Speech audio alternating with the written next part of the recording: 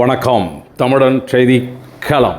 சீர்காழி அருகே செம்பதனிருப்பு பகுதியில் 4 வழி சாலை விரிவாக்க பணிக்கு கையகப்படுத்தப்பட்ட நிலத்திற்கு உரிய இழப்பீடு வழங்காதை கண்டித்து விவசாயிகள் வாகனங்களை சிறைப்பிடித்து போராட்டத்தில் ஈடுபட்டதால் பரபரப்பு.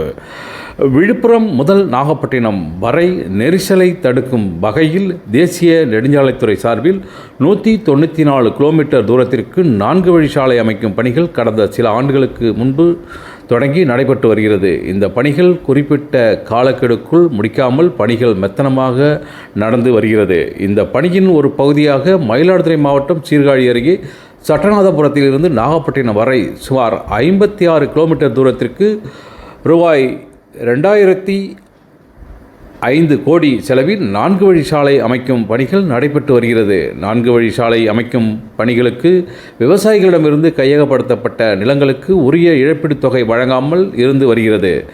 4 வழி சாலை விரிவாக்க பணிக்கு கையகப்படுத்தப்பட்ட நிலங்களுக்கு உரிய இழப்பீடு உடனடியாக வழங்க வேண்டுமென விவசாயிகள் பல கட்ட போராட்டங்களை பல ஆண்டுகளாக நடத்தி வருகின்றனர்.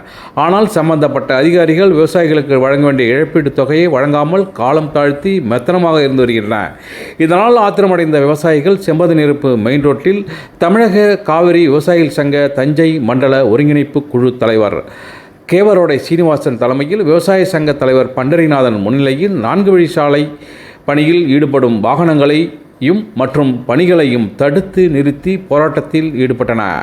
இது குறித்து தகவல் அறிந்து வந்த சீர்காழி தாசில்தார் அருள்ஜோதி, நில எடுப்பு தனி தாசில்தார் ஹரிஹரன், இன்ஸ்பெக்டர் கருணாகரன் உள்ளிட்டோர் போராட்டத்தில் ஈடுபட்ட விவசாயிகளிடம் பேச்சுவார்த்தை நடத்தினர். அப்போது விவசாயிகளுக்கு வழங்க வேண்டிய இழப்பீட்டுத் தொகையை 1 வார காலத்திற்குள் வழங்குவதற்கு நடவடிக்கை எடுப்பதாக தெரிவித்தனர். இதனை ஏற்றுக்கொண்ட விவசாயிகள் அங்கிருந்து கலைந்து சென்றனர்.